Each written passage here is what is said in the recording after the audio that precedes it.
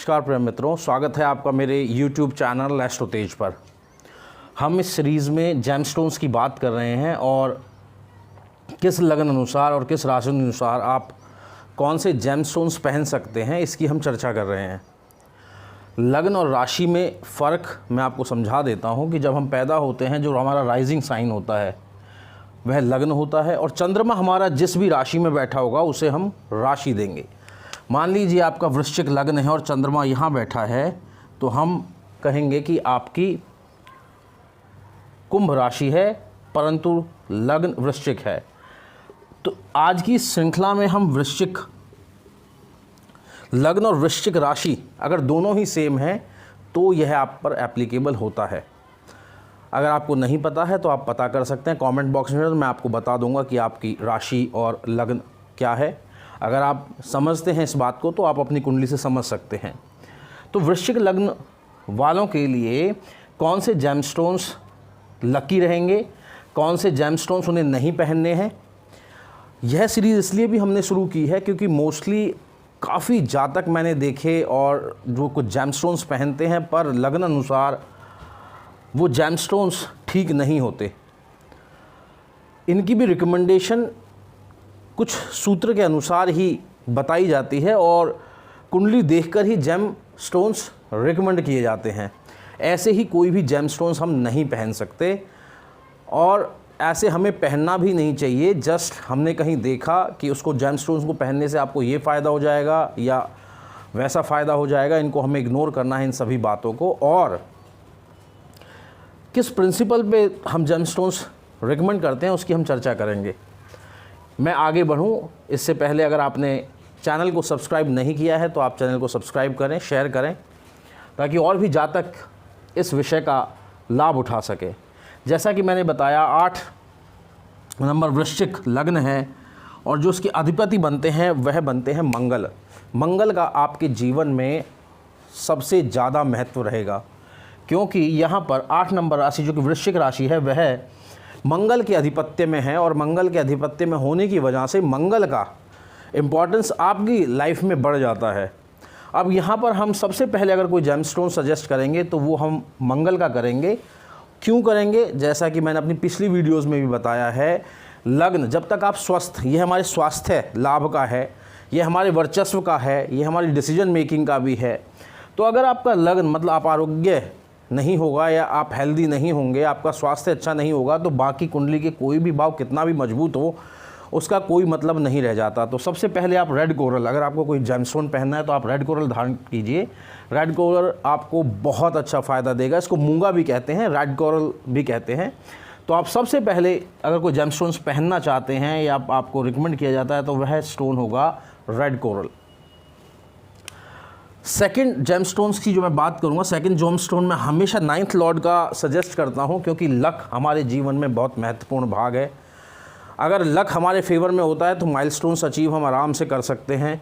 Easy हो जाता है हमें अपने माइलस्टोन्स अचीव करना।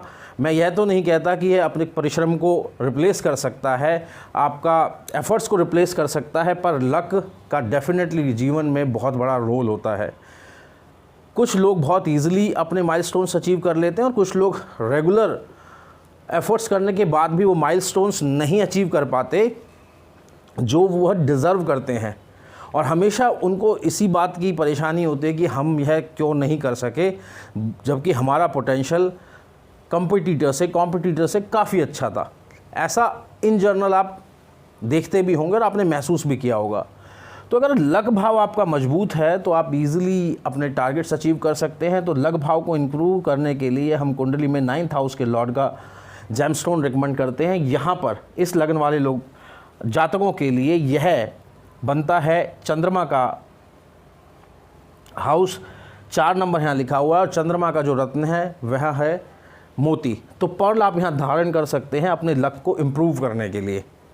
वहीं अगर मैं बात करूं थर्ड जेमस्टोन की, तो थर्ड जेमस्टोन हम पंचमेश को बोलते हैं क्योंकि पंचमेश का हमारे जीवन में काफ़ी महत्व है। क्यों हम पंचमेश का बोलते हैं? यहाँ पर आपका बनता है पुखराज, येलो सफ़ायर।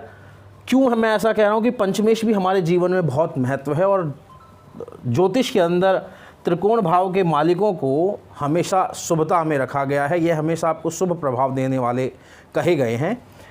तो यहाँ पर पुखराज जो कि गुरु का रत्न है, इसलिए पहनने के लिए रिकमेंड किया जाता है क्योंकि इंटेलिजेंस एजुकेशन हमारे जीवन में महत्व रखता है। क्योंकि आज के कॉम्पिटिटिव एनवायरनमेंट में आपके पास अगर इंटेलिजेंस नहीं है तो कॉम्पीट करने में कहीं ना कहीं आपको परेशानी ज़रूर होगी। लक भी तभी आपका साथ देगा जब आप कॉम्पिटिट कर पाएंगे या आप उसके लिए एलिजिबल होंगे। तो कहीं ना कहीं एजुकेशन का हमारे जीवन में, इंटेलिजेंस का, नेटवर्किंग का भाव भी है। इसको भी इम्प्रूव करने के लिए हम पंचमेश को बोलते हैं कि आप पंचमेश का स्टोन धारण करना चाहिए। दूसरा, विवाह के बाद यही पंचम भाव हमारे बच्चों का भी है। तो जो बच्चों का बर्थ देखा जाता है पंचम भाव से ही देखा जाता है। तो हमारे बच्चे स्वस्थ रहें, आरोग्य रहें, अच्छे हमारे बच्चों के संस्कार हो, उनका लाइफ पैटर्न अच्छा हो और वो ग्रो करें, उसके लिए हम पंचमेश को बलि करते हैं ज्योतिष में। यह सभी बातें ज्योतिष की हैं। अगर आप बात करेंगे ऑर्डिनरी, हम डे टू डे लाइफ में बोलेंगे कि पढ़ाना ज़रूरी है, वह तो है ही। आपको बच्चे को रोज़ एजुकेशन के साथ साथ आपको सोशली भी उसको करेक्ट करना है। तो ये सब चीज़ें तो चलेंगी ही साथ में, पर उसके अलावा हम ज्योतिषीय क्या उपाय कर सकते हैं जिससे उनको बूस्ट मिले, पुश मिले और वो अपने माइलस्टोन अचीव कर पाएँ, टारगेट्स अचीव कर पाएँ कम एफर्ट्स में। उसके लिए ये सजेशंस होते हैं। और कौन से हमें स्टोन्स नहीं पहनने हैं वह भी हमें पता होना चाहिए। जनरली हम गर्ल स्टोन पहन देते हैं और गर्ल स्टोन पहनने से हमें बहुत बड़ी हानि उठानी पड़ सकती है। यह प्रूव्ड है और यह आप कई बार देखेंगे कि कुछ जेमस्टोन पहनने के बाद बुरा फल मिलने लगता है। कई बार ऐसा होता है कि हमने कोई जेमस्टोन पहना और कुछ अनहोनी घटना होनी शुरू हो गई। बिल्कुल भी बिना ज्योतिषीय सलाह के जेमस्टोन ना पहने। हम हमेशा 6th लॉर्ड, 8th लॉर्ड और 12th लॉर्ड मना करते हैं। पर अब यहाँ पे अगर 6th लॉर्ड आप देखेंगे, 6th लॉर्ड हमारा यहाँ पर मंगल का बनता है। जबकि मैंने आपको वीडियो के शुरू में बोला कि आपको रेड कॉरल पहनना है, तो ऐसा क्यों?